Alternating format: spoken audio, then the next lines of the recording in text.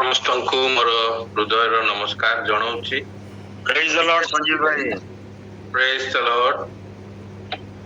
ଆଉ ଆଜିର ଏଇ ସକାଳ ସମୟର ଯୋଉ ବାକ୍ୟ ନେଇଛି ତାହା ଆପଣମାନେ ପାଇବେ ଏବ୍ରିୟ ପୁସ୍ତକ 7 ପର୍ବ ଆଉ ତାର 1 ପଦ ପୁଣି 6 ଆଉ 8 ପଦ। ଏବ୍ରିୟ 7 ପର୍ବ ତାର 1 ପଦ ପୁଣି 6 ଆଉ 8 ପଦ। ସେଠାରେ ଏପରି ଲେଖାଯାଏ, ଏହି ମେଲ୍କିସେଦକ ସାଲମର ରାଜା ଓ ପରାତ୍ପର ଈଶ୍ୱରଙ୍କ ଯାଜକ ଥିଲେ। ସେ ଅବ୍ରାହମ ରାଜାମାନଙ୍କୁ ସଂହାର କରି ପ୍ରତ୍ୟାବର୍ତ୍ତନ କରିବା ସମୟରେ ତାହାଙ୍କ ସଙ୍ଗେ ସାକ୍ଷାତ କରି ଆଶୀର୍ବାଦ କରିଥିଲେ। ଅବ୍ରାହମ ମଧ୍ୟ ତାହାଙ୍କୁ ସମସ୍ତ ପଦାର୍ଥରୁ ଦଶମାଂଶ ଦେଲେ। 6 ପଦ। କିନ୍ତୁ ଏହି ଯେଉଁ ବ୍ୟକ୍ତି ସେମାନଙ୍କ ବଂଶାବଳୀର ଅନ୍ତର୍ଗତ ନୁହନ୍ତି, ସେ ଅବ୍ରାହମଙ୍କ ଠାରୁ ଦଶମାଂଶ ଗ୍ରହଣ କରି ପ୍ରତିଜ୍ଞାର ଅଧିକାରୀଙ୍କୁ ଆଶୀର୍ବାଦ କରିଥିଲେ। 7 ପଦ। ସାନ ଯେ ବଡ଼ଠାରୁ ଆଶୀର୍ବାଦ ପ୍ରାପ୍ତ ହୁଏ, ଏହା ସ୍ୱୀକାର୍ଯ୍ୟ। ଏ ସ୍ଥଳରେ ମର୍ତ୍ତ୍ୟ ମନୁଷ୍ୟମାନେ ଦଶମାଂଶ ଗ୍ରହଣ କରିଥାନ୍ତି, କିନ୍ତୁ ସେ ସ୍ଥଳରେ ଗ୍ରହଣ କରିଥିବା ବ୍ୟକ୍ତିଙ୍କ ବିଷୟରେ ସାକ୍ଷ୍ୟ ଦିଆଯାଏ, ସେ ଅମର। ପ୍ରଭୁ ଏ ପଠିତ ଅଂଶ ଉପରେ ଆଶୀର୍ବାଦ କରନ୍ତୁ। ପ୍ରାର୍ଥନା କରିବା।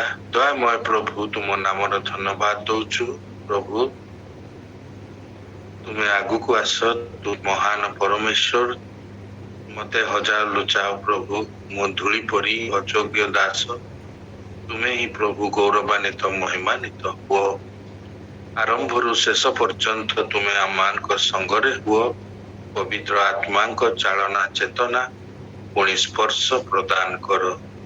ସବୁ ଭାର ତୁମେ ନିଅ। ଯୀଶୁ ନାମରେ ମାଗୁଅଛି, ଆମେନ୍। ଏହି ମେଲ୍କିସେଦକ ବାଇବେଲରେ ମାତ୍ର ଥରେ ଉଲ୍ଲେଖ ହେଇଛି, ଯାହାକି ଆଦି ପୁସ୍ତକ 14 ପର୍ବ 15ରୁ 19ରେ ଲେଖା ହେଇଛି। ମାତ୍ର ଥରେ ଉଲ୍ଲେଖ ହେଇଛି। ଏହି ମେଲ୍କିସେଦକ ଯେତେବେଳେ ଅବ୍ରାହମ ଫେରିଲେ ଯୁଦ୍ଧରୁ, ତାଙ୍କୁ ସାକ୍ଷାତ କଲେ। ଅବ୍ରାହମ ଏବଂ ତାଙ୍କ ପୁତ୍ରା ଲୋଟ ତାଙ୍କ ଭିତରେ ତାଙ୍କର ମେଷପାଳକ ମଧ୍ୟରେ ସେମାନଙ୍କର ବିବାଦ ହେଲା, ଲଢେଇ ହେଲା। ତାପରେ ସେମାନେ ପୃଥକ ହେଲେ, ଅଲଗା ଅଲଗା ହେଇଗଲେ ଏବଂ ଲୋଟ ସୋଦୋମରେ ବାସ କଲେ ଆଉ ଅବ୍ରାହମ କିଣାନ ଦେଶରେ ବସତି କଲେ। ଆଦି ପୁସ୍ତକ 13:12, ଜେନେସିସ୍ ଚାପ୍ଟର 13 verse 12। କାଳକ୍ରମେ ସୋଦୋମର ରାଜା, ଗମୋରାର ରାଜା, ଆଦାମର ରାଜା, ସବାୟର ରାଜା ଓ ବିଲାର ରାଜା, ଏହି 5ଟି ରାଜା ମିଳିତ ହୋଇ କଦରଲାୟମର ରାଜା ସହିତ ଯୁଦ୍ଧ କରି ପରାସ୍ତ ହେଲେ ଏବଂ କଦରଲାୟମ ସୋଦୋମ ଓ ଗମୋରାର ସମସ୍ତ ସମ୍ପତ୍ତି ଓ ଭକ୍ଷ୍ୟ ଦ୍ରବ୍ୟ ଲୁଟି ନେଇ ପ୍ରସ୍ଥାନ କଲେ। ପୁଣି ଅବ୍ରାହମଙ୍କର ପୁତ୍ରା ସୋଦୋମ ନିବାସୀ ଲୋଟକୁ ଓ ତାଙ୍କର ସମସ୍ତ ସମ୍ପତ୍ତି ନେଇ ଚାଲିଗଲେ। ଏଠି ଆମେ ଦେଖୁ ଯେ ସେ ଯୋଉ ରାଜା କଦରଲାୟମ, ସିଏ ଲୋଟଙ୍କୁ ବନ୍ଦୀ କରି ନେଲେ, ତାଙ୍କର ସମ୍ପତ୍ତି ନେଲେ, ସବୁ କିଛି ନେଲେ। ଖବର ଯେତେବେଳେ ଅବ୍ରାହମଙ୍କ ପାଖକୁ ଆସିଲା, ଅବ୍ରାହମ କଣ କଲେ ନା, ଯୁଦ୍ଧ ବିଦ୍ୟାରେ ଶିକ୍ଷିତ ଆପଣା ଗୃହଜାତ 318 ଜଣ ଲୋକଙ୍କୁ ସଙ୍ଗରେ ଘେନି ରାତ୍ରି କାଳରେ କଦରଲାୟମକୁ ଆକ୍ରମଣ କରି ଆପଣାର ଜ୍ଞାତି ଲୋଟ ଓ ତାର ସମ୍ପତ୍ତି ପୁଣି କଦରଲାୟମର ସମ୍ପତ୍ତି ନେଇ ଫେରିଲେ। ଅବ୍ରାହମ ଯାଇ ଲୋଟକୁ ଉଦ୍ଧାର କଲେ, ଯୁଦ୍ଧ କଲେ ସେଇ କଦରଲାୟମଙ୍କ ସହିତ ଆଉ ପରାସ୍ତ କଲେ। ଅବ୍ରାହମ ଯେତେବେଳେ ଯୁଦ୍ଧ କଲେ, ସେ ଗୋଟେ ଅଲଗା ପଥ ବା ଅଲଗା ପ୍ଲାନ ରେ ଯୁଦ୍ଧ କଲେ। ତାଙ୍କର ସୈନ୍ୟ ମାନଙ୍କୁ ଦୁଇଟି ଭାଗରେ ବିଭକ୍ତ କରି ଗୋଟିଏ ସୈନ୍ୟକୁ ସେ ଲଢେଇ କଲେଇଲେ, ଆଉ ଗୋଟେ ଦଳକୁ ପଛ ଆଡେ ରଖିଥିଲେ। ଯେତେବେଳେ ଯୁଦ୍ଧରେ ସେମାନେ ପରାସ୍ତ କରିବାକୁ ଲାଗିଲେ, କର୍ଦ୍ଦର ଲାଇନର ଲୋକମାନେ ଦୌଡ଼ିଲେ, ସେତେବେଳେ ପଛରେ ଯୋଉ ସୈନ୍ୟ ଦଳ ଥିଲେ ସେମାନେ ତାଙ୍କୁ ସଂହାର କଲେ। ତ ଅବ୍ରାହମ ଏପରି ଯୁଦ୍ଧ କଲେ ଏବଂ ଲୋଟକୁ ନେଇ ଆସିଲେ ଆଉ ସମସ୍ତ ସମ୍ପତ୍ତି ଆଣିଲେ। କର୍ଦ୍ଦର ଲାଇନର ସମ୍ପତ୍ତି, ପୁଣି ଲୋଟଙ୍କର ସମ୍ପତ୍ତି, ସବୁ କିଛି ଯେତେବେଳେ ଆସିଲେ, ସେତେବେଳେ ଲେଖାଯାଏ ଯେ ସାଲୋମର ରାଜା ମେଲକିସେଦକ ରୋଟି ଓ ଦ୍ରାକ୍ଷାରସ ଘେନି ଆସିଲେ। ଏମାନେ ଯୁଦ୍ଧରୁ ଫେରିଲା ବେଳକୁ ହାଲିଆ ହେଇଯାଇଛନ୍ତି। ସେଇ ସମୟରେ ସାଲୋମର ରାଜା ମେଲକିସେଦକ ରୋଟି ଓ ଦ୍ରାକ୍ଷାରସ ଘେନି ଆସିଲେ। ସେ ସର୍ବପରିସ୍ଥ ପରମେଶ୍ୱରଙ୍କର ଯାଜକ। ସେ ଅବ୍ରାହମକୁ ଆଶୀର୍ବାଦ କଲେ ଓ କହିଲେ, ଅବ୍ରାହମ ସ୍ୱର୍ଗ ଓ ପୃଥିବୀର ଅଧିକାରୀ ସର୍ବପରିସ୍ଥ ପରମେଶ୍ୱରଙ୍କର ଆଶୀର୍ବାଦ ପାତ୍ର ହେଅନ୍ତୁ। ଏଇ ଯୋଉ ବାକ୍ୟଟି ଲେଖା ହେଇଛି, ସର୍ବପରିସ୍ଥ ପରମେଶ୍ୱର ଧନ୍ୟ ହେଉନ୍ତୁ, ସେ ତୁମ୍ଭର ଶତ୍ରୁଗଣକୁ ତୁମ୍ଭର ହସ୍ତରେ ସମର୍ପଣ କଲେ। ଆଦି ପୁସ୍ତକ 14:15-19। ତହୁଁ ଅବ୍ରାହମ ସବୁ ଦ୍ରବ୍ୟର ଦଶମାଂଶ ତାଙ୍କୁ ଦେଲେ। ଆଦି ପୁସ୍ତକ 14:20। ତ ଏଇ ଯୋଉ ଆଶୀର୍ବାଦ ପାଇଲେ, ଅବ୍ରାହମ ଯୋଉ ଆଶୀର୍ବାଦ ପାଇଲେ, ସେ ଏଇ ଯୋଉ ଆଶୀର୍ବାଦ ସେଠି ଲେଖା ହେଉଛି ଆଶୀର୍ବାଦ ପାତ୍ର ହେଉନ୍ତୁ। ଆଜିକୁ ଅବ୍ରାହମ ଯୋଉ ଦିନଠୁ ଆଶୀର୍ବାଦ ପାଇଲେ ଏବଂ ଆଜି ଦିନଠୁ ଆପାତତଃ 6000 ବର୍ଷରୁ ଉର୍ଦ୍ଧ୍ୱ, 6000 ବର୍ଷରୁ ଉର୍ଦ୍ଧ୍ୱ ସଦାପ୍ରଭୁ ଅବ୍ରାହମଙ୍କ ବଂଶଧରଙ୍କୁ ଆଶୀର୍ବାଦ କରି ଚାଲିଛନ୍ତି। ଜଗତରେ ଗୋଟିଏ ବଂଶ ବଞ୍ଚିଛି ଏତେ ଦିନ ଯାଏ, ଆଉ କୌଣସି ବଂଶ ବଞ୍ଚି ନାହାନ୍ତି। ଜଗତରେ ଅବ୍ରାହମଙ୍କ ବଂଶ ହିଁ ବଞ୍ଚିଛନ୍ତି, ଆଜି ପର୍ଯ୍ୟନ୍ତ ବଞ୍ଚିଛନ୍ତି 6000ରୁ ଉର୍ଦ୍ଧ୍ୱ। ଯେହେତୁ ଈଶ୍ୱର ସେମାନଙ୍କୁ ଆଶୀର୍ବାଦ କରୁଛନ୍ତି ଏବଂ ଆଜି ବି କରୁଛନ୍ତି। ଆଜି କଣ ହଉଛି? ଆଜି ଯୁଦ୍ଧ ଚାଲିଛି, ଯୁଦ୍ଧ ଜୋରସୋର ଚାଲିଛି, ତଥାପି ଈଶ୍ୱର ଇସ୍ରାଏଲକୁ ଆଶୀର୍ବାଦ କରୁଛନ୍ତି, କରିବେ ମଧ୍ୟ। କାରଣ ଈଶ୍ୱରଙ୍କର ବାକ୍ୟ ବିଶ୍ୱସ୍ତ, ଈଶ୍ୱରଙ୍କର ବାକ୍ୟ ସତ୍ୟ। ଆମେ ଦେଖୁ ଯେ ଏଇ ମେଲକିସେଦକଙ୍କ ବିଷୟରେ ଅଳ୍ପ କିଛି ଲେଖା ହେଇଛି, ଥରେ ମାତ୍ର ଲେଖା ହେଇଛି, ଆଉ ଅଳ୍ପ ଲେଖା ହେଇଛି। କଣ? ସେ ଜଣେ ରାଜା, ସେ ଜଣେ ଧର୍ମ ରାଜା, କିଙ୍ଗ ଅଫ ରାଇଚିୟସନେସ୍। ତାଙ୍କର ଆଉ ଏକ ନାମ ଅଛି, ସେ ହଉଛନ୍ତି ଶାନ୍ତି ରାଜା, ଅର୍ଥାତ୍ କିଙ୍ଗ ଅଫ ପିସ୍। ଏବ୍ରିୟ 7:2। ତାଙ୍କର ପିତା କି ମାତା କି ବଂଶାବଳୀ ନାହିଁ। ତାଙ୍କର ଆୟୁର ଆରମ୍ଭ ଓ ଜୀବନର ଅନ୍ତ କିଛି ଜଣା ନାହିଁ। ସେ ଅବ୍ରାହମକୁ ଏକ ଅନନ୍ତ ଆଶୀର୍ବାଦର ପାତ୍ର କଲେ। ଆଜି ମଧ୍ୟ ଅବ୍ରାହମଙ୍କର ବଂଶଧର ମାନେ ଯେଉଁମାନେ ବସବାସ କରନ୍ତି, ସେମାନେ ଆଶୀର୍ବାଦ ପାଉଛନ୍ତି। ତେବେ ଆମେ ଦେଖୁ ଯୋଉ ଆଶୀର୍ବାଦ ଅବ୍ରାହମକୁ କଲେ ମେଲକିସେଦକ, ସେ ଏକ ମହାନ ଯାଜକଙ୍କ ଠାରୁ ପ୍ରାପ୍ତ ହେଲେ।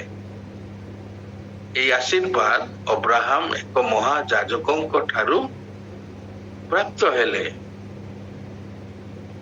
ତେଣୁକରି ଏଇ ଯୋଉ ମହାନ ବ୍ୟକ୍ତି ବା ମେଲକିସେଦକ, ସିଏ ଅବ୍ରାହମକୁ ଆଶୀର୍ବାଦ କଲେ, ଅର୍ଥ ସାନ ବଡ଼ ଠାରୁ ଆଶୀର୍ବାଦ ପ୍ରାପ୍ତ ହୁଏ। ଅବ୍ରାହମ ନିମ୍ନ ଆଉ ଯେ ମେଲକିସେଦକ ସେ ମହାନ, ସେ ତାଙ୍କଠୁ ଆଶୀର୍ବାଦ ପ୍ରାପ୍ତ ହେଲେ। ମହାନ ଅର୍ଥ କଣ? ମହାନ ଅର୍ଥ ଉତ୍କୃଷ୍ଟ, ବଳବାନ, ଉଦାର, ଉନ୍ନତ। କ୍ଷୁଦ୍ର ଅର୍ଥ ସାନ, ମନ୍ଦ, ନିମ୍ନ, ଦୁର୍ବଳ। ତ ସଦାବେଳେ ବଡ଼ ସାନକୁ ଆଶୀର୍ବାଦ। ଏ ହଉଛି ଆଶୀର୍ବାଦର ନିୟମ। ଏଇ ଯୋଉ କ୍ଷୁଦ୍ରତମ ବା କଣ କହିବା ସାନ ବିଷୟରେ ମାତ୍ର 4 ଥର ବାଇବେଲରେ ବ୍ୟବହାର ହେଇଛି। ମାତ୍ର 4 ଥର।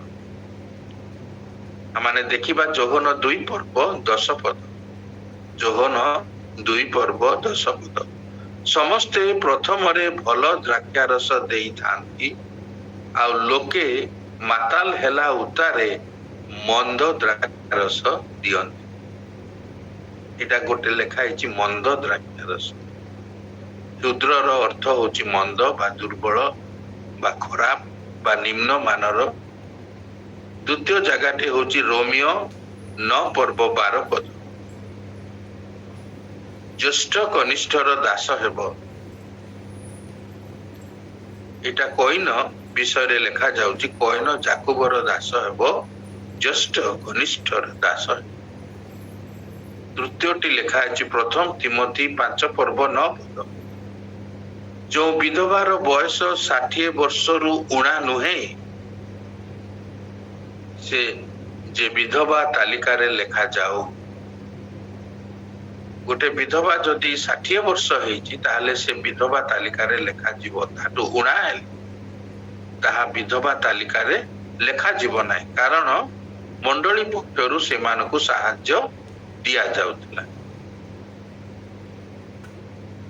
ଚତୁର୍ଥ କଥା ହଉଛି ଦ୍ୱିତୀୟ କରନ୍ଥୀୟ 8 ପର୍ବ 9 ପଦ। ଦ୍ୱିତୀୟ କରନ୍ଥୀୟ 8 ପର୍ବ 9 ପଦ। କାରଣ ଆମ୍ଭମାନଙ୍କ ପ୍ରଭୁ ଯୀଶୁ ଖ୍ରୀଷ୍ଟଙ୍କ ଅନୁଗ୍ରହ ତୁମ୍ଭେମାନେ ଜାଣ, ତୁମ୍ଭେମାନେ ଯେପରି ତାହାଙ୍କ ଦରିଦ୍ରତା ଦ୍ୱାରା ଧନବାନ ହୁଅ। ପ୍ରଭୁ ଯୀଶୁ ସ୍ୱର୍ଗରେ ଥିଲେ, ସେ ଆମ ପାଇଁ ଜଗତକୁ ଆସି ଦରିଦ୍ର ହେଲେ, ଯେପରି ଆମେ ଧନବାନ ହଉ। ତ ଏଇ 4ଟା ବିଷୟ ଆମର କ୍ଷୁଦ୍ର ମାନଙ୍କ ବିଷୟରେ ଲେଖାଯାଇଛି। କିନ୍ତୁ ବାଇବେଲରେ ମହାନ ହେବା ବା ଉତ୍କୃଷ୍ଟ ହେବା ଅନେକ ଥର ଲେଖା ହୋଇଛି। ପ୍ରଥମ କରନ୍ଥୀୟ 7 ପର୍ବ 9 ପଦ। 1 Corinthians chapter 7 verse 9। କାମନାରେ ଦଗ୍ଧ ହେବା ଅପେକ୍ଷା ବିବାହ କରିବା ଉତ୍କୃଷ୍ଟ, ପାଉଲ ଲେଖନ୍ତି। ଦ୍ୱିତୀୟ ପଦ ପ୍ରଥମ କରନ୍ଥୀୟ 12:31। 1 Corinthians chapter 12 verse 31। ଶ୍ରେଷ୍ଠ ଦାନ ପ୍ରାପ୍ତ ହେବା ନିମନ୍ତେ ଏକାନ୍ତ ଚେଷ୍ଟା କର। ଶ୍ରେଷ୍ଠ ଦାନ ପ୍ରାପ୍ତ ନିମନ୍ତେ ଏକାନ୍ତ ଚେଷ୍ଟା କର। ଶ୍ରେଷ୍ଠ ଦାନ କଣ? ଶ୍ରେଷ୍ଠ ଦାନ 9ଟା ଅଛି। ବୁଦ୍ଧିର ବାକ୍ୟ, ଶିକ୍ଷାନୁଯାୟୀ ଜ୍ଞାନର ବାକ୍ୟ, ବିଶ୍ୱାସର ଦାନ, ଆରୋଗ୍ୟ କରିବା ଶକ୍ତି, ନାନା ଶକ୍ତିର କାର୍ଯ୍ୟ କରିବା ବା ଆଶ୍ଚର୍ଯ୍ୟ ମିରାକଲ କରିବା, ଭାବବାଣୀ କହିବା, ଭିନ୍ନ ଭିନ୍ନ ଆତ୍ମାକୁ ଚିହ୍ନିବା, ପରଭାଷା କହିବା, ପୁଣି ପରଭାଷାର ଅର୍ଥ କରିବାର ଶକ୍ତି। ଏ ହଉଛି ଶ୍ରେଷ୍ଠ ଦାନ, ଯାହାକି ପ୍ରଥମ କରନ୍ଥୀୟ 12 ପର୍ବ 8ରୁ 10 ପଦରେ, ଏଇ 2ଟି ପଦରେ ଉତ୍କୃଷ୍ଟ ଦାନ ବିଷୟରେ ଲେଖା ହେଇଛି। ଆଉ ଆମ୍ଭମାନଙ୍କୁ ସେଇ ଉତ୍କୃଷ୍ଟ ଦାନ ନିମନ୍ତେ ଚେଷ୍ଟା କରିବା ଲେଖା ହେଇଛି। ତାପରେ ଆମେ ଦେଖୁ ଫିଲିପିଓ 1 ପର୍ବ 23 ପଦ। Philippians chapter 1 verse 23। ଇହ ଲୋକରୁ ପ୍ରସ୍ଥାନ କରି ଖ୍ରୀଷ୍ଟଙ୍କ ସହିତ ରହିବା ଶ୍ରେୟସ୍କର, ମାତ୍ର ଶରୀରରେ ରହିବା ତୁମ୍ଭମାନଙ୍କ ନିମନ୍ତେ ଅଧିକ ଆବଶ୍ୟକ। ପାଉଲ କୁହନ୍ତି ଯେ ଇହଲୋକ ପ୍ରସ୍ଥାନ କରି ଖ୍ରୀଷ୍ଟଙ୍କ ସହିତ ରହିବା ଶ୍ରେୟସ୍କର। କେତେ ବଢିଆ କଥା ପାଉଲ ଲେଖି। ଆଉ ଜଗତରେ ରହିବାକୁ ଇଚ୍ଛା କରୁନାହାନ୍ତି। ଏପ୍ରିୟ ଏକ ପର୍ବ ଚାରି ପଦ। ସ୍ୱର୍ଗଦୂତ ମାନଙ୍କ ଅପେକ୍ଷା ସେମାନେ ଯୀଶୁ ଖ୍ରୀଷ୍ଟ ଅତ୍ୟଧିକ ଉତ୍କୃଷ୍ଟ ନାମର ଅଧିକାରୀ। ଦୂତ ମାନଙ୍କ ଅପେକ୍ଷା ପ୍ରଭୁ ଯୀଶୁ ଶ୍ରେଷ୍ଠ। ଆମେ ତାଙ୍କୁ ଚାହିଁବା କଥା। ତାପରେ ଏବ୍ରିୟ 7 ପର୍ବ 19 ପଦ। Hebrews chapter 7 verse 19।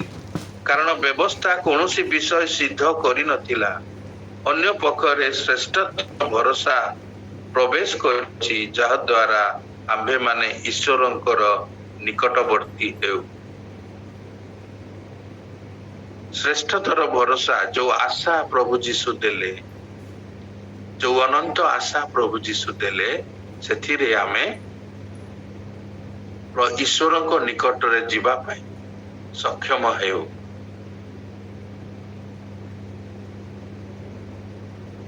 ଏବ୍ରିୟ 7 ପର୍ବ 22 ପଦ। ସେହି ପ୍ରକାରେ ଯୀଶୁ ଶ୍ରେଷ୍ଠତର ନିୟମର ମଧ୍ୟସ୍ଥି ଅଟନ୍ତି। ଓଡ଼ିଆରେ ଟିକେ ମଧ୍ୟସ୍ଥି ବୋଲି ଲେଖା ହେଇଛି, ଇଂଲିଶରେ ଗ୍ୟାରାଣ୍ଟି। ଆପଣ ମାନେ ଯେତେବେଳେ କିଛି ଜିନିଷ ପତ୍ର କିଣନ୍ତି ସେଥିରେ ଗ୍ୟାରାଣ୍ଟି ଲେଖା। ପ୍ରଭୁ ଯୀଶୁ ଆମର ଏଠି ଓଡ଼ିଆରେ ଲେଖା ହଉଛି କଣ? ଗ୍ୟାରାଣ୍ଟି ବା ମଧ୍ୟସ୍ଥି ହୋଇଛନ୍ତି। ପ୍ରଭୁ ଯୀଶୁ ଆମର ଗ୍ୟାରାଣ୍ଟି। କେତେ ବଢିଆ କଥା, ଉତ୍କୃଷ୍ଟ କଥା, ଶ୍ରେଷ୍ଠ କଥା। ଆମକୁ କୌଣସି ବିଷୟରେ ଆଉ ଚିନ୍ତା କରିବାର ନାହିଁ, କାରଣ ପ୍ରଭୁ ଯୀଶୁ ଆମମାନଙ୍କ ସହିତ ଅଛନ୍ତି। ଆଉ ଶେଷଟା ଲେଖା ହେଇଛି, ଖ୍ରୀଷ୍ଟଙ୍କୁ ବୃଦ୍ଧି ପାଇବାକୁ ହେବ, କିନ୍ତୁ ମତେ ହ୍ରାସ ହେବ। ଆମ ମଧ୍ୟରେ ଖ୍ରୀଷ୍ଟ ବୃଦ୍ଧି ପାଇବେ। ତ ଆମେ ଦେଖୁ ଏଇ କ୍ଷୁଦ୍ର ଏବଂ ମହାନ ବା ଉତ୍କୃଷ୍ଟ ବିଷୟରେ ବାଇବେଲରେ ଲେଖା ହେଇଛି, ଉଲ୍ଲେଖ ଅଛି। ଏବଂ ଆମେ ଯୋଉ ଆଶୀର୍ବାଦ ପାଉଛୁ, ବଡମାନେ ଯେତେବେଳେ ଆଶୀର୍ବାଦ କରନ୍ତି ବା ଈଶ୍ୱର ଆମମାନଙ୍କୁ ଯେ ସବୁଠାରୁ ସର୍ବବରିଷ୍ଠ ଅଲ୍ ମାଇଟି, ସେ ଆଶୀର୍ବାଦ କରନ୍ତି। ଈଶ୍ୱରଙ୍କ ଅନୁଗ୍ରହ ହେତୁ ଆମେ ଆଶୀର୍ବାଦ ପାଉଅଛୁ। ଦେଖିବା କେତେ ଜଣଙ୍କ ବିଷୟରେ କି ପ୍ରକାର ଆଶୀର୍ବାଦ ପାଇଛନ୍ତି। ଏଲିଆଜର, ଅବ୍ରାହମ ଯେତେବେଳେ ବୟସପ୍ରାପ୍ତ ହେଲେ, ତାଙ୍କ ଆଖି ଆଉ ଦେଖାଗଲା ନାହିଁ। ସେ ତାଙ୍କର ପ୍ରଧାନ ଦାସ ଏଲିଆଜରଙ୍କୁ କହିଲେ, ଯାଅ ତୁମେ ମୋର ଭାଇମାନଙ୍କ ଘରକୁ ଯାଅ, ସେଠାରୁ ଇସାକଙ୍କ ଗୋଟିଏ କନ୍ୟା ଆଣିବ। ଏଲିଆଜର ଆଉ କିଛି କହିପାରିଲେ ନାହିଁ। ସେ ଶପଥ କଲେ ଆଉ ବାହାରି ଗଲେ। କାରଣ ସେଇ ସମୟରେ ଯେ କର୍ତ୍ତା ଅଟନ୍ତି, ଦାସମାନେ ତାଙ୍କୁ ଅବମାନନା କରନ୍ତି ନାହିଁ କି ତାଙ୍କର ଅବାଧ୍ୟ ହୁଅନ୍ତି ନାହିଁ। ସେ ଯାହା କୁହନ୍ତି ତାହା ମାନିବା ପାଇଁ ସେମାନେ ବାଧ୍ୟ ଅଟନ୍ତି। ଆଉ ଏଲିଆଜର ଗଲେ। ସେ ଯେତେବେଳେ ସେଇ ଦେଶକୁ ଯାଉଛନ୍ତି, ସେଇ ଦେଶରେ ଯେତେବେଳେ ପାଖକୁ ଆସିଲେ, ସେ କିଣାନ ଦେଶରୁ ଆଗକୁ ଯାଉଛନ୍ତି ଅବ୍ରାହମଙ୍କର ଭାଇମାନଙ୍କର ଦେଶକୁ।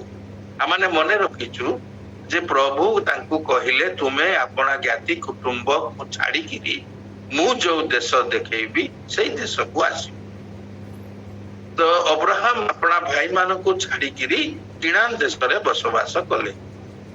ଏଲିଆଜର କିଣାନ ଦେଶରୁ ସେଇ ଅବ୍ରାହମଙ୍କ ଭାଇମାନେ ଯୋଉ ଦେଶରେ ବାସ କରନ୍ତି ସେ ଆଡକୁ ଅଗ୍ରସର ହେଲେ। ଓଟରେ ଯାଉଛନ୍ତି, କାରଣ ସବୁ ବାଲୁକା, ଡେଜର୍ଟ, ପାଣି ବି ମିଳିବ ନାହିଁ।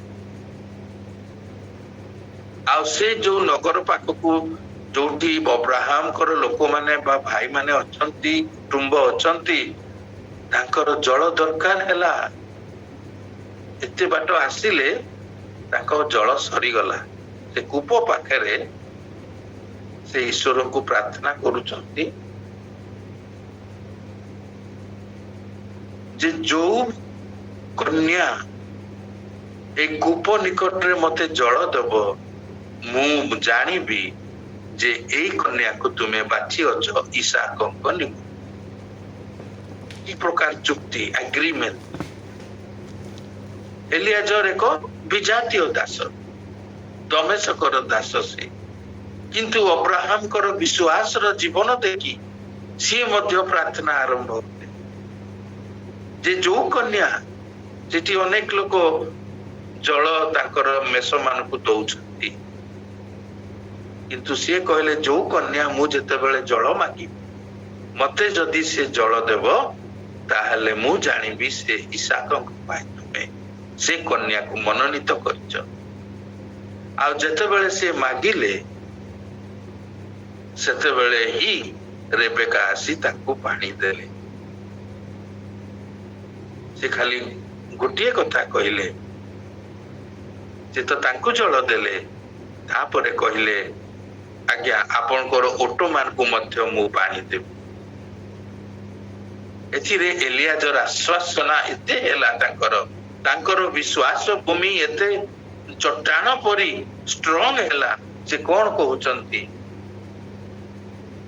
ଆଦି ପୁସ୍ତକ 24 ଅଧ୍ୟାୟ 48 ପଦ, ଆଉ ମୁଁ ମସ୍ତକ ନୁଆଇଁ ସଦାପ୍ରଭୁଙ୍କ ଉଦ୍ଦେଶ୍ୟରେ ପ୍ରଣାମ କଲି।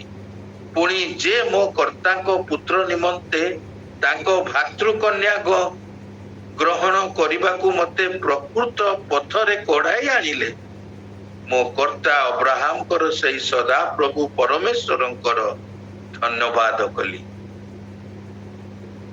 ମୁଣ୍ଡ ନୁଆଇଁ ସେ ପ୍ରଭୁଙ୍କର ଧନ୍ୟବାଦ କଲେ, କାରଣ ଅବ୍ରାହମ ତାଙ୍କୁ ଗଲା ବେଳେ ଆଶୀର୍ବାଦ କରିଥିଲେ, ଯାଅ। ଆଉ ସେ ପାଇଯିବାରୁ ସେ ଅତ୍ୟନ୍ତ ଖୁସି ହେଇ ପ୍ରଭୁଙ୍କୁ ଧନ୍ୟବାଦ ଦେଲେ। ତେଣୁକରି ଏଇ ଯୋଉ ଆଶୀର୍ବାଦଟି ଈଶ୍ୱରଙ୍କ ଠାରୁ ଆସେ, ଆଉ ଏଇ ଯୋଉ ଆଶୀର୍ବାଦ ଈଶ୍ୱର ଦିଅନ୍ତି ବା ଯୋଗାନ୍ତି, ଆଶୀର୍ବାଦ କଣ? ଆଶୀର୍ବାଦ ହଉଛି ଖାଇବା ପିଇବା, ବସ୍ତ୍ର, ଜୀବନ, ନିଶ୍ୱାସ ପ୍ରଶ୍ୱାସ, ଆମମାନଙ୍କର ପିଲାମାନେ, କୋଳରେ ପୁତ୍ର ସନ୍ତାନ, ଝିଅ ସନ୍ତାନ, ଏ ହଉଛି ଜଗତରେ ଈଶ୍ୱରଙ୍କ ଠାରୁ ଆଶୀର୍ବାଦ। ଆଉ ଈଶ୍ୱର ବଛା ଲୋକମାନଙ୍କୁ ଆଶୀର୍ବାଦ କରନ୍ତି। କେମିତି କାହାକୁ ସେ ଆଶୀର୍ବାଦ କରନ୍ତି? ଯେ ଦୁଷ୍ଟ ମାନଙ୍କ ମନ୍ତ୍ରଣାରେ ଚାଲେ ନାହିଁ, ଯେ ପାପୀ ମାନଙ୍କ ମାର୍ଗରେ ଠିଆ ହୁଏ ନାହିଁ, ଯେ ନିନ୍ଦକ ମାନଙ୍କ ସଭାରେ ବସେ ନାହିଁ, ମାତ୍ର ସଦାପ୍ରଭୁଙ୍କ ବ୍ୟବସ୍ଥାରେ ଧ୍ୟାନ କରେ, ସେ ଧନ୍ୟ। ସେ ଧନ୍ୟ ମାନେ ଈଶ୍ୱର ତାକୁ ଆଶୀର୍ବାଦ କରନ୍ତି। ଈଶ୍ୱରଙ୍କର ଫେଭର, ମହାକରୁଣା, ମହାଦୟା ତା ଉପରେ ଅଛି। ତାପରେ ଆଗକୁ ପଢିବା, ସେ ସ୍ୱୟଂରେ ଫଳ ଉତ୍ପନ୍ନ କରିବ। ତାର ଅର୍ଥ କଣ? ଯୋଉ ବ୍ୟକ୍ତି ଏ ପ୍ରକାର ସେ ସ୍ୱୟଂରେ ଫଳ ଉତ୍ପନ୍ନ କରିବ, ତା କୋଳରେ ପୁତ୍ର ସନ୍ତାନ ହେବ, ତା କୋଳରେ କନ୍ୟା ସନ୍ତାନ ହେବ। ଆଗକୁ ବଢିବା, ସେଇ ସନ୍ତାନ ମାନେ ଜଗତରେ ସଫଳ ହେବେ, ଉତ୍କୃଷ୍ଟ ହେବେ, ଭୟଙ୍କର ହେବେ। ସମୟରେ ଫଳ ଉତ୍ପନ୍ନ କରିବେ। ତାର ପତ୍ର ହିଁ ମଳିନ ହୁଏ ନାହିଁ। ସେ କେବେ ବି କଣ ହବ? ନିରାଶ ହେବ ନାହିଁ। ଦୁଃଖ ଆସିଲେ ବି ଈଶ୍ୱରଙ୍କୁ ସେ ମାନିବ। ଦୁଃଖ ତାକୁ ହଲଚଲ କରିପାରିବ, ଅସ୍ଥିର କରିପାରିବ। ସେ ହାଲିଆ ହେଇଯିବ ନାହିଁ। ଈଶ୍ୱରଙ୍କର ସେବା କରୁ କରୁ ସେ ହାଲିଆ ହେଇଯିବ। ସେ ତାଙ୍କର ସେବା କରୁଥିବ। ତାର ପତ୍ର ହିଁ ମଳିନ ହେବ ନାହିଁ। ତାର ହସ୍ତ ଯାହା କରେ ତାହା ସଫଳ ହେବ। କେତେ ବଢିଆ। ତାର ହାତ ଯାହା କରେ, ଯୋଉଠି ତା ହାତ ଲାଗିଲା ସଫଳ।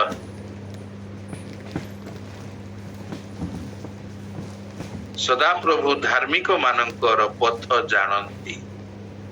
ସଦାପ୍ରଭୁ ମୋର ପଥ ଜାଣନ୍ତି। ମୁଁ କଣ କରୁଛି, ମୁଁ କି ପ୍ରକାର ଲୋକ, ମୁଁ କେମିତି ମୋର ଜୀବନ ଯାପନ କରି ଆସୁଛି। ବାଲ୍ୟ ଅବସ୍ଥାରୁ ଆଜି ପର୍ଯ୍ୟନ୍ତ ମୁଁ ବୟସ ପ୍ରାପ୍ତ ହେଲିଣି। ମୋର ସାରା ଜୀବନକୁ ପ୍ରଭୁ ଜାଣିଛନ୍ତି।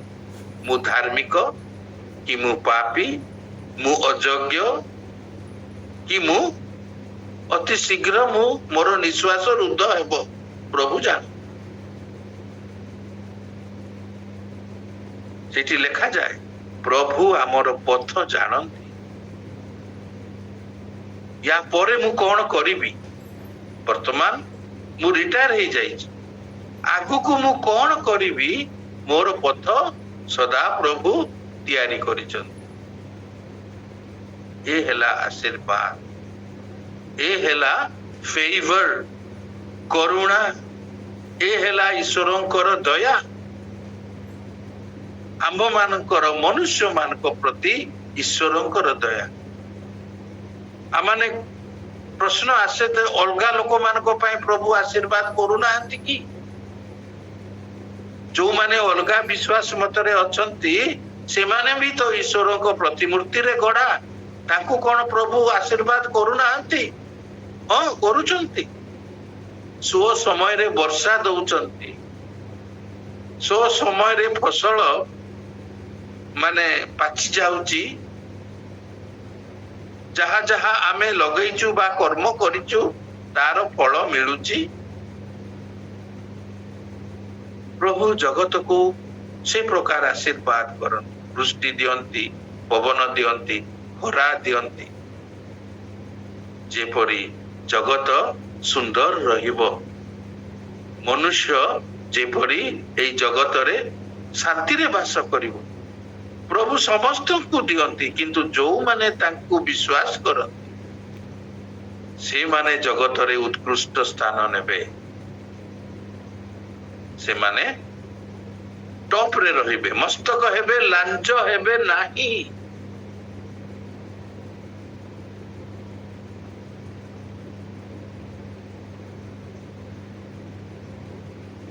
ଧାର୍ମିକ ଲୋକ ମହାନ ହେବାକୁ ଇଚ୍ଛା ନ କରି ଅନ୍ୟର ସେବକ ହଉ। ମାଥ୍ୟୁ 20:26-28 ପ୍ରଭୁ ଯୀଶୁ କହୁଛନ୍ତି। Matthew 20:26-28, Matthew chapter 20 verse 26-28। ଧାର୍ମିକ ଲୋକ ମହାନ ହେବାକୁ ଇଚ୍ଛା ନ କରି ଅନ୍ୟର ସେବକ ହେଉ। କାହିଁକି ଏଟା ପ୍ରଭୁ କହିଲେ? କାରଣ ଆମେ ଯେତେବେଳେ ଅନ୍ୟର ସେବା କରୁ ବା ଅନ୍ୟମାନଙ୍କୁ ଆଦର କରୁ ବା ଅନ୍ୟମାନଙ୍କୁ ପ୍ରେମ କରୁ, ଆମେ ଈଶ୍ୱରଙ୍କୁ ପ୍ରକାଶ କରୁ। ସଦାପ୍ରଭୁ ଚାହାନ୍ତି ଯୋଉମାନେ ଅଲଗା ବିଶ୍ୱାସ ମତରେ ଅଛନ୍ତି ସେମାନେ ଯେପରି ସଦାପ୍ରଭୁଙ୍କୁ ଜାଣିବେ, ତାଙ୍କର ଈଶ୍ୱରଙ୍କୁ ଜାଣିବେ, ତାଙ୍କର ସୃଷ୍ଟିକର୍ତ୍ତାକୁ ଜାଣିବେ ଏବଂ ପ୍ରକୃତ ଈଶ୍ୱରଙ୍କ ଠାରୁ ଆଶୀର୍ବାଦ ପ୍ରାପ୍ତ ହେବେ, ଅନନ୍ତ କାଳରେ ବାସ କରିବେ। ଏହା ଈଶ୍ୱରଙ୍କର ଇଚ୍ଛା।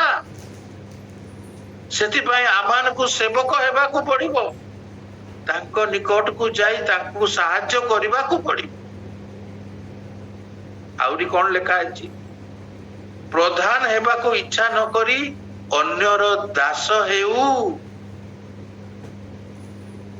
ଆମେ ଅନ୍ୟର ଦାସ ହେବା ନାହିଁ, କିନ୍ତୁ ଦାସ ପରି କର୍ମ କରିବା। କାହାର? ବିଜାତୀୟ ମାନ ଏବଂ ମଣ୍ଡଳୀରେ ଅନ୍ୟମାନଙ୍କର। ଆମେ ଯେତେବେଳେ ଦାସ ପରି କାର୍ଯ୍ୟ କରୁ, ସାହାଯ୍ୟ କରୁ, ଆମମାନଙ୍କର ହସ୍ତ ବଢାଉ, କେଉଁ ଜାଗାରେ ଅର୍ଥ ଦେଉ, କେଉଁ ଜାଗାରେ ଖାଦ୍ୟ ଦେଉ, କେଉଁ ଜାଗାରେ ବସ୍ତ୍ର ଦେଉ, ସେତେବେଳେ ସେମାନେ ବୁଝିପାରିବେ ଏ ଲୋକଟା କଣ ଅଛି। ଆମେ ତାକୁ ତ କେବେ ଦୁଃଖୀ ପରି ଦେଖୁନୁ, ତାର ତ କେବେ ଦୁଃଖ ହିଁ ନାହିଁ, ସଦାବେଳେ ହସ ହସ ମୁହଁ, ସଦାବେଳେ ସେ ଆନନ୍ଦରେ ରହୁଛି। କଣ ତା ପାଖରେ ଅଛି? ଆମମାନଙ୍କୁ ଏତେ ଏତେ ଜିନିଷ ବି ଦେଇ ଦଉଛି, ମୋ ଜନ୍ମଦିନରେ ବସ୍ତ୍ର ଦେଇଛି ଗୋଟେ, କୋଉଠୁ ପଇସା ପାଉଛି? ତ ଏଇ ଯୋଉ ଅନ୍ୟମାନଙ୍କର ଦାସ ପରି ସେବା କରିବା ଈଶ୍ୱର ଚାହାନ୍ତି। କାହିଁକି? କାହିଁକି ପ୍ରଭୁ ଯୀଶୁ ନିଜେ ସେବା ପାଇବାକୁ ନୁହେଁ, ମାତ୍ର ସେବା କରିବାକୁ ଜଗତକୁ ଓହ୍ଲେଇ ଆସିଲେ, ଯେପରି ଆମ୍ଭେମାନେ ସ୍ୱର୍ଗ ରାଜ୍ୟ ପ୍ରାପ୍ତ ହେବା, ଯେପରି ଆମ୍ଭେମାନେ ଧନବାନ ହେବା, ଯେପରି ଆମେ ତାଙ୍କ ସହିତ ରହିବା, ଯେପରି ଆମେ ତାଙ୍କ ଗୃହରେ ରହିବା। ବର୍ତ୍ତମାନ ସେ ବାସସ୍ଥାନ ତିଆରି କରୁଛନ୍ତି ଆପଣମାନଙ୍କ ପାଇଁ, ମୋ ପାଇଁ। ଆଉ ଯୋଉମାନେ ତାଙ୍କ ନିକଟକୁ ଆସିବେ, ଆମମାନଙ୍କର ସେବା ଦ୍ୱାରା, ଆମମାନଙ୍କର କାର୍ଯ୍ୟ ଦ୍ୱାରା, ଆମମାନଙ୍କର ପ୍ରେମ ଦ୍ୱାରା, ଆଉ ଆମେ ଯେତେବେଳେ ଜଗତରେ ବଞ୍ଚିଛୁ, ଯୋଉ ଆଶୀର୍ବାଦ ଆମେ ପାଇଛୁ, ତାହା ମଧ୍ୟ ଅନ୍ୟମାନଙ୍କୁ ଦେବାକୁ ଚେଷ୍ଟା କରିବା। କେବଳ ଖ୍ରୀଷ୍ଟମାସରେ ଦେଲେ ହେବ ନାହିଁ, ସଦାବେଳେ ସାହାଯ୍ୟ କରିବା, ସେବକ ପରି, ପ୍ରଭୁ ଯୀଶୁଙ୍କ ପରି ନମ୍ର ହେବା। ହେଲେ ପ୍ରଭୁ ଆଶୀର୍ବାଦ, ଆମର ପିଲାମାନେ ଉତ୍କୃଷ୍ଟ ହେବେ, ମସ୍ତକ ହେବେ। ଆମେ ଯୋଉଠି ହାତ ଦେବା ସେଟା ସଫଳ ହେବ, ସୁନ୍ଦର ହେବ, ବଢିଆ ହେବ। ଯାହା ଇମ୍ପସିବୁଲ ତାହା ପସିବୁଲ ହେଇଯିବ, ଯୋଉଟା ସହଜରେ ହଉନାହିଁ ତାହା ସମ୍ଭବ ହେଇଯିବ।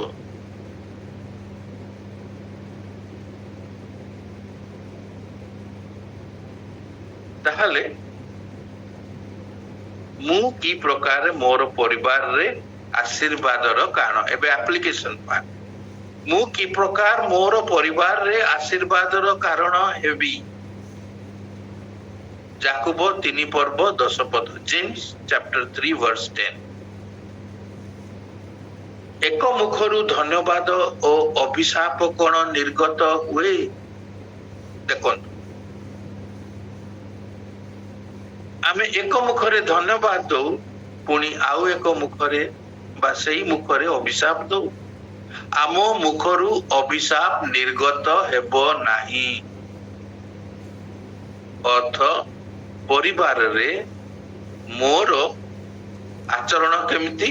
ଶାନ୍ତି ପ୍ରିୟ, ମୃଦୁଶୀଳ, ମୋର ଅନ୍ତରରେ ଦୟା, ସିମ୍ପାଥି, ସ୍ତ୍ରୀର ବାଧ୍ୟ ହେବା, ସ୍ତ୍ରୀକୁ ଅନ୍ୟଥା ନ କରିବା, ତାକୁ ନିଚ ନ କରିବା, ନିଚ ନ ଦେଖେଇବା, ଗାଳି ନ କରିବା। ପିଲାମାନେ ଦେଖୁଛନ୍ତି, ଯେପରି ସ୍ତ୍ରୀ ଆଉ ପିଲାମାନେ ମତେ ସନ୍ଦେହ କରିବେ ନାହିଁ। କେତେ ବଢିଆ କଥା ଲେଖା ହେଇଛି, ସନ୍ଦେହ ଶୂନ୍ୟ ଆଉ ନିଷ୍କପଟ ସତ୍ୟ କହିବାର ଅଛି ପରିବାରରେ। ତାହେଲେ ଯାଇକି ଆମର ପରିବାର, ମୋର ପରିବାର ଆଶୀର୍ବାଦ ପାଇବେ। କାହାଠୁ? ଈଶ୍ୱରଙ୍କ ଠାରୁ। ଈଶ୍ୱର ମତେ କରିବେ ଏବଂ ମୋ ଠାରୁ ମୋର ପିଲାମାନଙ୍କୁ ଆଶୀର୍ବାଦ ଯିବ। ଯେପରି ଆଜି ପର୍ଯ୍ୟନ୍ତ ଅବ୍ରାହାମଙ୍କ ବଂଶଧର ମାନେ 6000 ବର୍ଷ ହେଲାଣି ଈଶ୍ୱରଙ୍କର ଆଶୀର୍ବାଦ ପ୍ରାପ୍ତ ହଉଛନ୍ତି। ଯେଉଁ ଯେଉଁ ପ୍ରତିଜ୍ଞା ସେ କରିଥିଲେ ମୂଷାଙ୍କୁ, ସେ ପ୍ରତିଜ୍ଞା ଗୁଡିକ ଆଜି ମଧ୍ୟ ଇସ୍ରାଏଲରେ ସଫଳ ହଉଛି। ଇସ୍ରାଏଲ ଆଜି ମସ୍ତକରେ ଅଛି। ଭିନ୍ନ ଭିନ୍ନ ପ୍ରକାର ତାର ଅନ୍ୟମାନେ ଯୁଦ୍ଧ କରନ୍ତି, କିନ୍ତୁ ଇସ୍ରାଏଲ କେବେ ପରାସ୍ତ ହୁଅନ୍ତି ନାହିଁ। ଇସ୍ରାଏଲରୁ ଅନେକ ଗୁଡିଏ ସାଇଣ୍ଟିଷ୍ଟ ବାହାରିଛନ୍ତି, ବୈଜ୍ଞାନିକ ମାନେ ବାହାରିଛନ୍ତି, ଯୋଉମାନେ ଆବିଷ୍କାର କରିଛନ୍ତି। ଗାଲିଲିଓ, ପାସ୍କାଲ, ଆମେ ପାଠରେ ପଢୁଛୁ ସେମାନେ କଣ କଣ ଆବିଷ୍କାର କରିଛନ୍ତି। ଯେହେତୁ ଈଶ୍ୱର ଇସ୍ରାଏଲକୁ ଆଶୀର୍ବାଦ କରିଛନ୍ତି, ତାଙ୍କୁ ବୁଦ୍ଧି ଦେଇଛନ୍ତି, ଜ୍ଞାନ ଦେଇଛନ୍ତି, ସାମର୍ଥ୍ୟ ଦେଇଛନ୍ତି,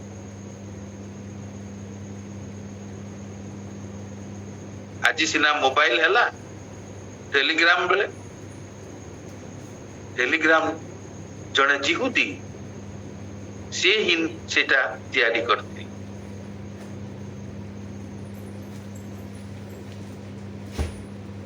ତେବେ ମୁଁ ଯଦି ମୋର ପରିବାରରେ ଆଶୀର୍ବାଦର କାରଣ ହେବି, ମତେ ଏ ପ୍ରକାର ଆଚରଣ କରିବାକୁ ହେବ। ମୋର ଜୀବନରେ ସବୁ ଉତ୍କୃଷ୍ଟ ଥିବ। ଦୁଷ୍ଟ ମାନଙ୍କ ମନ୍ତ୍ରଣାରେ ଚାଲିବି ନାହିଁ, ପାପୀ ମାନଙ୍କ ମାର୍ଗରେ ଠିଆ ହେବି ନାହିଁ, ନିନ୍ଦକ ମାନଙ୍କ ସଭାରେ ବସବାସ କରିବି ନାହିଁ ଏବଂ ସଦା ପ୍ରଭୁଙ୍କ ବ୍ୟବସ୍ଥାରେ ଧ୍ୟାନ କରିବି। ସତ୍ୟ କହିବି, ମିଥ୍ୟା କହିବି ନାହିଁ, ମୃଦୁଶୀଳ ହେବି, ଶାନ୍ତି ପ୍ରିୟ ହେବି, ନିଷ୍କପଟ ହେବି। ତାହେଲେ ବ୍ଲେସିଂ ଆସିବ ପରିବାର। ଆଉ ଟିକେ ଆଗକୁ ବଢିବା। ମୁଁ ମଣ୍ଡଳୀରେ କିପରି ଏବଂ ବାହାର ଜଗତରେ କିପରି ଆଶୀର୍ବାଦର କାରଣ ହେବି। ପ୍ରଥମ ପିତର 3 ଅଧ୍ୟାୟ 9 ପଦ। ଫର୍ଷ୍ଟ ପିଟର ଚାପ୍ଟର 3 କଣ ଲେଖା ହେଇଛି? ଅନିଷ୍ଟ ପରିବର୍ତ୍ତେ ଅନିଷ୍ଟ, କିମ୍ବା ନିନ୍ଦାର ପରିବର୍ତ୍ତେ ନିନ୍ଦା ନ କରି ଅନ୍ୟ ପକ୍ଷରେ ଆଶୀର୍ବାଦ କର। କାରଣ ବି ଅଛି। ମତେ ଯିଏ ନିନ୍ଦା କରୁଛି, ଇନସଲ୍ଟ କରୁଛି, ଅନ୍ୟମାନଙ୍କ ସାମ୍ନାରେ ମତେ ନୀଚ କରେଇ ଦଉଛି,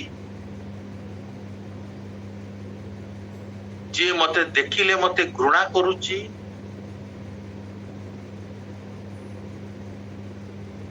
ସେମାନଙ୍କୁ ଆଶୀର୍ବାଦ କରିବାକୁ ଲେଖା ହେଇଛି। ପ୍ରଥମ ପିତର 3:9 ପଦ।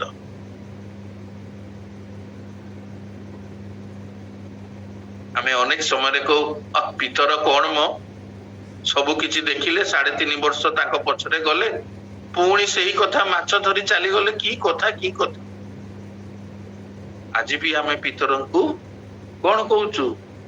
ନିନ୍ଦା କରିଦଉଛୁ କଥାବାର୍ତ୍ତାରେ।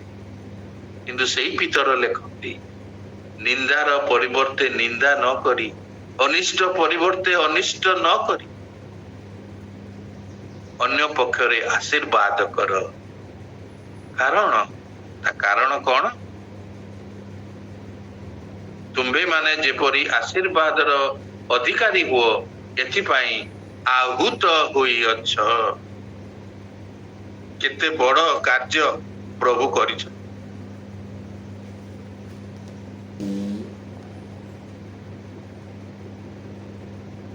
ଆମମାନେ ଆଶୀର୍ବାଦର ଅଧିକାରୀ ହେବା ପାଇଁ ଆମମାନଙ୍କୁ ଆହୁତ କରାଯାଇଛି। ତେଣୁକରି ଈଶ୍ୱର ଅପେକ୍ଷା କରୁଛନ୍ତି ଆମେ କେତେବେଳେ କାହାକୁ ଆଶୀର୍ବାଦ କରୁଛୁ, କାହାକୁ ସାହାଯ୍ୟ କରୁଛୁ।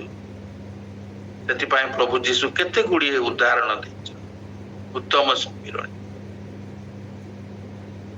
ଆପଣ ମାନେ ସମସ୍ତେ ବାଇବେଲ ଅଧ୍ୟୟନ କରୁଛନ୍ତି, ଜାଣିଛନ୍ତି, ମୋଠୁ ଅଧିକ ଜାଣିଛନ୍ତି। କିନ୍ତୁ ପ୍ରଭୁଙ୍କର ଅଭିମତ, ପ୍ରଭୁ ସୁଯୋଗ ଦେବେ ଆପଣ ମାନଙ୍କୁ ଉତ୍ତମ ସମୀରଣୀୟ ହେବା ପାଇଁ। କାରଣ ଆମ୍ଭେ ମାନେ ଆହୁତ ହୋଇଅଛୁ ଅନ୍ୟକୁ ସାହାଯ୍ୟ କରି, ପ୍ରଚାର କରିବା ପାଇଁ, ପ୍ରଭୁଙ୍କ ବିଷୟ କହିବା ପାଇଁ। କାରଣ ତାହା ଉତ୍କୃଷ୍ଟ ବିଷୟ, ତାହା ପବିତ୍ର ବିଷୟ। ଆଜି ଆମ ଜୀବନରେ କେମିତି କରୁଛୁ? ପରିବାରରେ, ଆମମାନଙ୍କର ମଣ୍ଡଳୀରେ ତଥା ବାହାର ଜଗତରେ। ମଣ୍ଡଳୀରେ ମୁଁ ଦେଖିଛି ଅନେକ ଲୋକ ଅଛନ୍ତି 17 ବର୍ଷ ଜଣଙ୍କ ସହିତ କଥା ହେବେ ନାହିଁ। 17 ବର୍ଷ। କେତେବେଳେ କଥା ଆରମ୍ଭ ହେଲା? ଯେତେବେଳେ ଜଣେ ସିରିୟସ ହସ୍ପିଟାଲରେ ପଡିଲା, ସେଠୁ ଯାଇକି ବାବୁ ମିଶିଲେ କଥା। 17 ବର୍ଷ ଯଦି ସେଇ ଭିତରେ ତୁମେ ମରିଯିବ, କଣ ନେଇକି ଯିବ ପ୍ରଭୁଙ୍କ ପାଖକୁ? ପ୍ରଭୁ କଣ ବିଚାର କରିବେ?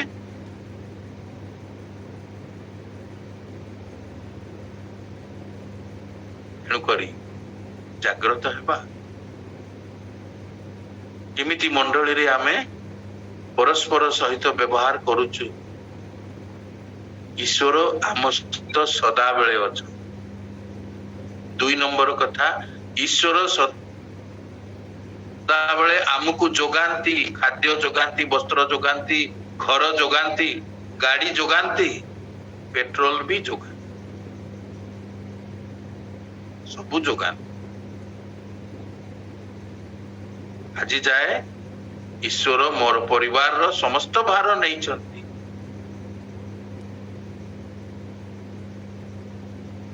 ସୁରକ୍ଷା ଦଉଛନ୍ତି ପିଲାମାନଙ୍କୁ, ସୁରକ୍ଷା।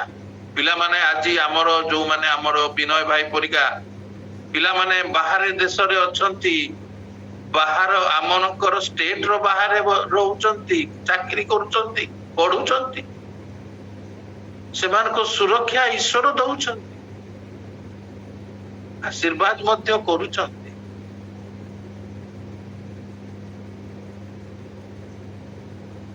ଆମେ କଣ କରୁଛୁ? ପ୍ରଭୁ ତାଙ୍କର କାର୍ଯ୍ୟରେ ବିଶ୍ୱସ୍ତ।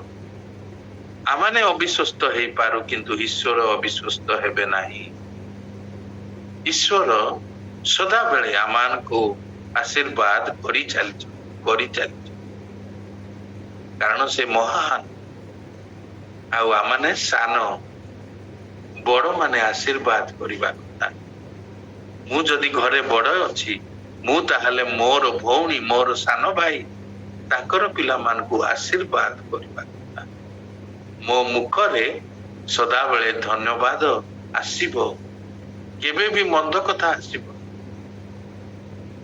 ତାହେଲେ ଈଶ୍ୱର ଦେଖିବେ ମୋର ଆଶୀର୍ବାଦରେ ଅନ୍ୟମାନେ ସଫଳ ହେବେ। ଆପଣଙ୍କ ପାଖକୁ କେବେ ଫୋନ କଲ ଆସୁଛି, ଭାଇ ମୋ ପାଇଁ ଟିକେ ପ୍ରାର୍ଥନା କରନ୍ତୁ?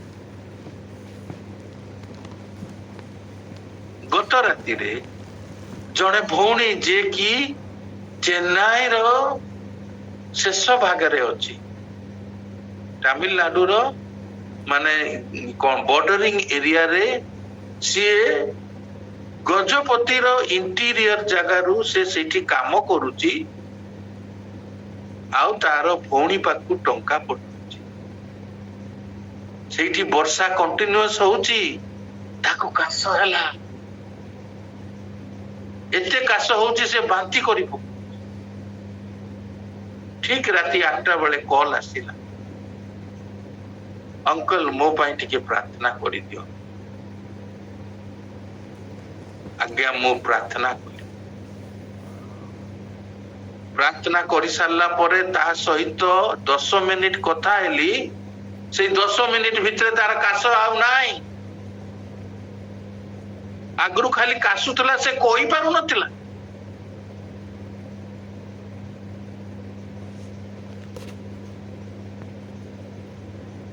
ସେ କହିପାରୁନ। ତେଣୁକରି ଆପଣ ପାଉଛନ୍ତି, ତାହା ଏକ ଆଶୀର୍ବାଦ ପ୍ରଭୁ ଆପଣଙ୍କ ଦ୍ଵାରା ଦଉଛନ୍ତି। ତେଣୁକରି ଏଇ ଅଳ୍ପ ଚିନ୍ତା ଆପଣ ମାନଙ୍କୁ ପ୍ରଭୁ ଆଶୀର୍ବାଦ କରନ୍ତୁ, ଯେପରି ଆମମାନଙ୍କର ଜୀବନ ସେ ଆସିବା ପୂର୍ବରୁ ଶ୍ରେୟସ୍କର ହବ, ଉତ୍କୃଷ୍ଟ ହେବ। ଓଭର ଟୁ ମାନଙ୍କର ଦିଦିଙ୍କୁ ମୁଁ ଏଇ ଅର୍ପଣ କରେ ସଭାଟି, ସେ ଏହାକୁ ଆଗକୁ ବଢେଇବେ।